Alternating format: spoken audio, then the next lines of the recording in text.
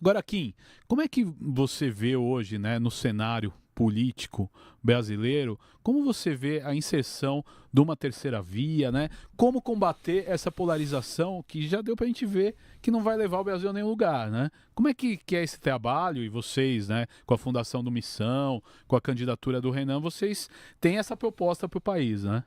É, nós não gostamos nem do termo terceira via, nem do termo derrotar a polarização, porque polarização sempre vai existir, né? E nos países desenvolvidos, naturalmente, a eleição acaba culminando, né? É natural que isso aconteça, né, em todos os países, em dois polos, né? Que vão, digamos assim, podem não representar todo o espectro ideológico em 100% da sua crença, ou seja, o Lula ele não representa tudo aquilo que toda a esquerda pensa, né? Aliás, uma esquerda mais jovem é bastante crítica ao Lula, acha que o Lula tá mais à direita do que à esquerda, né? É verdade. A esquerda mais jovem chama o Lula de neoliberal, chama ele de traidor da revolução, enfim, que na minha avaliação é um pensamento maluco, assim. Eu que estou dentro do Congresso sei que ele não tem uma visão nada liberal, nada responsável do ponto de vista fiscal, enfim, de eficiência do Estado, mas essa visão que a esquerda mais jovem tem. Da mesma maneira que o bolsonarismo está muito longe de representar os valores da direita, que é o nosso ponto, ocupar o polo da direita, né? Polarização, esquerda e direita, sempre vai existir. Agora, Mas com esse ódio, talvez não, né? É isso que eu ia entrar agora. A polarização, ela precisa ter fundamento. Ela precisa ser com base em propostas e não em figuras, né? Aliás, saiu hoje uma pesquisa interessante do Poder 360, mostrando que o eleitor que mais se preocupa com proposta apoia o Renan. 74% dos eleitores que se preocupam com proposta, né, apoiam o Renan, né, e depois vem os outros colocados. A média nacional é de 60% de eleitor que se preocupa com proposta. Dentro da parcela do eleitorado do Renan, isso é de 74%. Então, esse é o nosso ponto. Não ser uma polarização entre figuras.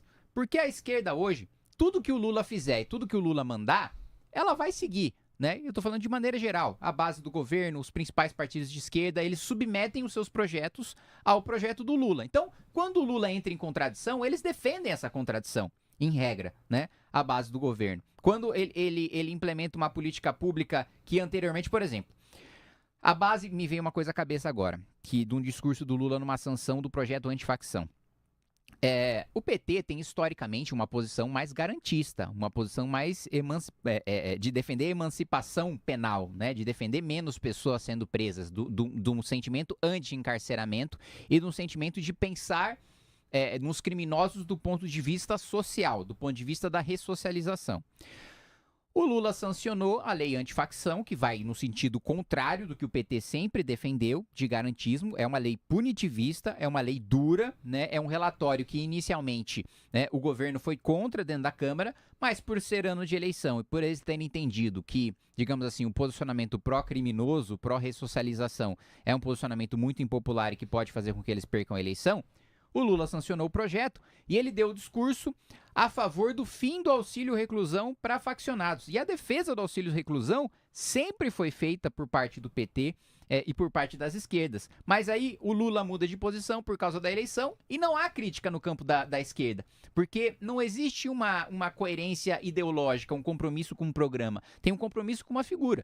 Da mesma maneira, no lado do bolsonarismo, vamos pegar a perspectiva econômica, né? No último ano do mandato do Bolsonaro, ele aprovou uma PEC que criou um rombo nos cofres públicos, que foi a PEC Kamikaze. Apelidada de Kamikaze pelo próprio ministro da Economia do Bolsonaro, Paulo Guedes. E aí, os petistas e os bolsonaristas votaram junto nessa PEC.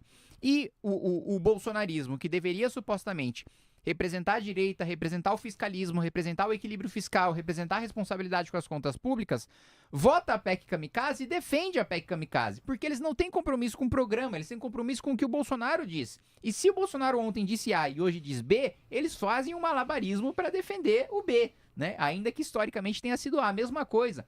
O enfrentamento ao petismo, né?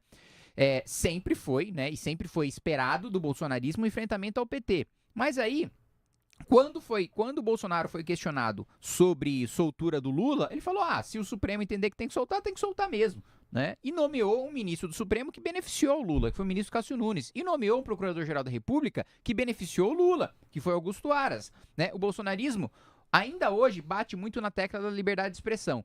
Mas eu me lembro quando o governo Bolsonaro colocou a Polícia Federal atrás de um sujeito que disse que o Bolsonaro era pior do que um pequi ruído.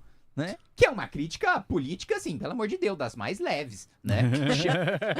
Chamam um presidente da República. Todo presidente da República é chamado de coisas muito piores, né? Por cidadãos, né? Ao longo de governos. Falar de um pequi ruído, você colocar a Polícia Federal pra ir atrás de um cara desse é completamente incompatível com a liberdade de expressão. Mas na época, os bolsonaristas defenderam que o cara do pequi ruído tinha que ser perseguido pela Polícia Federal.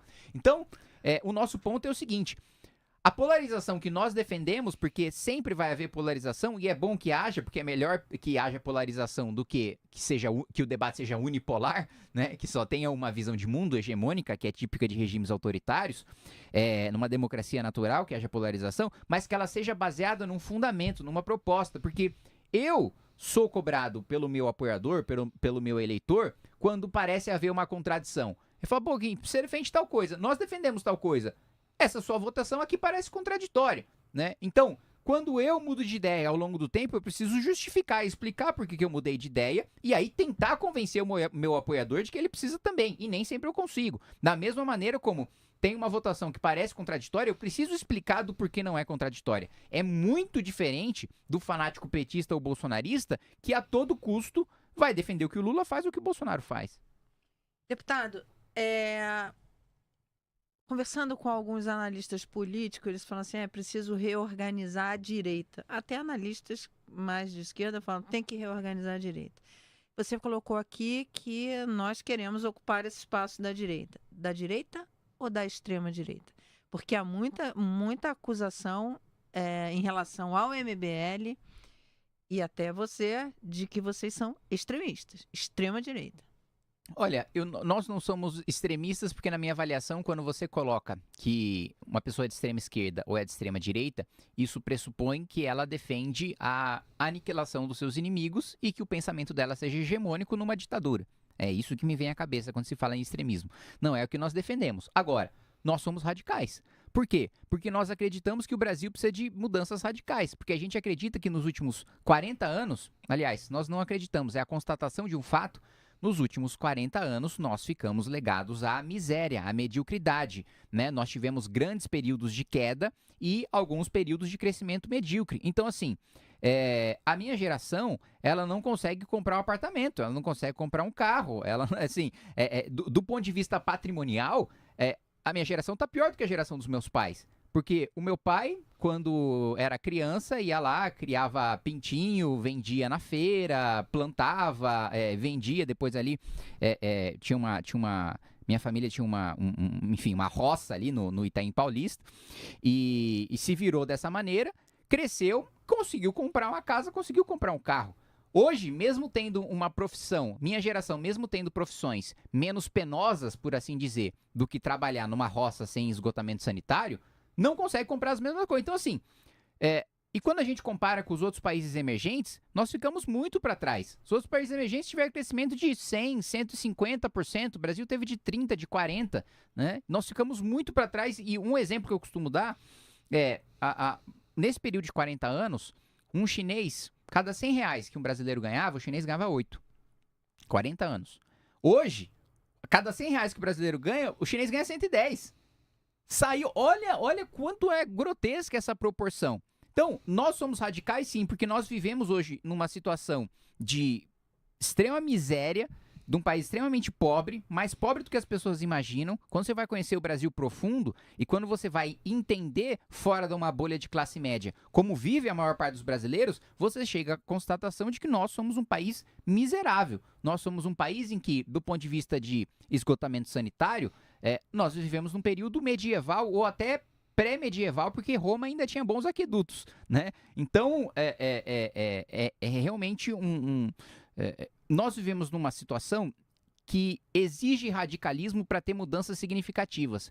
Porque as soluções que nós tivemos, por assim dizer, de centro, foram remendos, né? Remendos que não solucionaram estruturalmente o problema do país. Então, hoje nós somos reféns do crime organizado, 40 milhões, como que não dá para ser radical quando 40 milhões de brasileiros estão sob o domínio de facções criminosas? quando o Estado paralelo do Rio de Janeiro é o governo oficial, porque o Estado oficial é o crime, o tráfico e a milícia, né? Quando o Tribunal do Crime é mais respeitado pelas pessoas do que o judiciário brasileiro. Porque, coisa que eu escuto corriqueiramente, olha, pelo menos no Tribunal do Crime, o pedófilo ele é morto.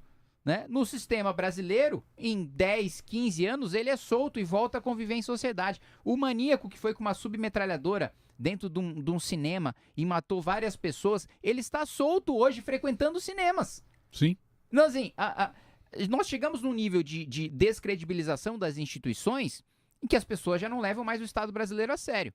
E isso é uma situação muito grave, que se nós não formos radicais em retomar a autoridade do Estado, principalmente frente ao crime organizado, em as pessoas terem certeza que se elas forem vítimas de um crime, elas terão justiça, né? E não tiver essa sensação de impunidade que a gente tem, se as pessoas terem segurança de que o dinheiro público ele é bem gasto, de que os impostos não são injustos, de que há uma diminuição de tributação, de que o governo gasta de maneira responsável, se nós não formos radicais, essa situação de credibilidade, de segurança, de desenvolvimento econômico, de ter a perspectiva do Brasil ser grande, de ter a perspectiva do Brasil sentar com os Estados Unidos e não ser humilhado como está sendo hoje, sentar com a China e não ser humilhado como está sendo hoje, sentar com a Europa e não ser humilhado como está sendo hoje, essa perspectiva de um Brasil grande exige radicalismo. Gostou? Deixe seu like.